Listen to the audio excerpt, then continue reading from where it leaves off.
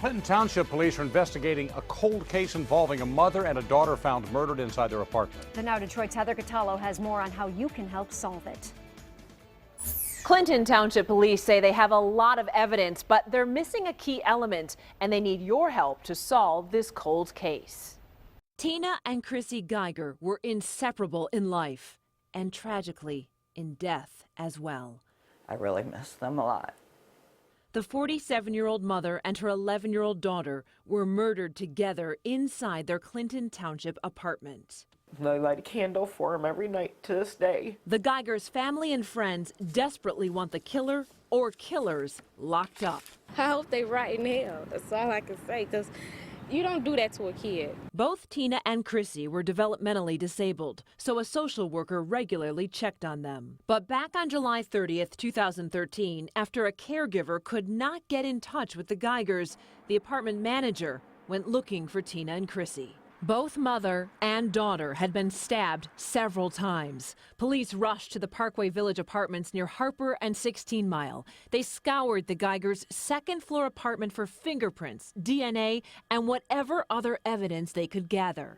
Clinton Township detectives Joseph Burns and Lieutenant Eric Renke say nothing was taken from the apartment, and they found no signs of forced entry. It's a situation where the door could have been unlocked, the door could have been ajar before somebody went in, or it could have been a known party. We don't know at this point. Their bodies were found on a Tuesday. The last time neighbors had seen Tina or Krissy was 4 or 5 days before that, when Tina was doing the laundry in a common area just steps from her door. I'm just so worried that she's just going to be put on a shelf somewhere and not be heard of again. But after 3 years, the leads in this murder mystery have gone cold. I need closure. I need closure. There's a tremendous amount of evidence in this case, but evidence is only as good to us as when we're able to correlate it with actual individuals that may potentially have been there. That's why police are hoping there's someone out there who just hasn't come forward yet. Did anybody see them with anyone? What did those people look like if they saw them with anyone? Did they see them ever get into any cars that could potentially be helpful to us? Detectives say Tina did not drive. The Geigers were somewhat reclusive and had a very simple routine. Each day, they would walk to the nearby 7-Eleven to buy Slurpees and then stop at the dollar store. We're looking for the individual that maybe did come across them on a regular basis, had conversations with them, maybe saw something that they didn't think was important but may be important to us. Shortly after the murders, police locked up this convicted sex offender.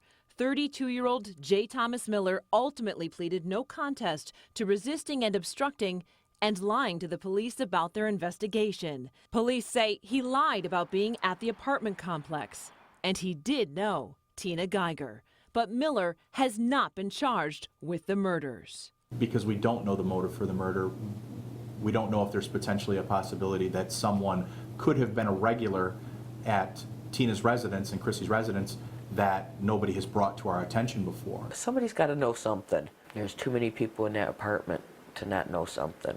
But I'm sure they were scared. And hopefully, after 3 years, they won't be scared no more and they'll actually come forward.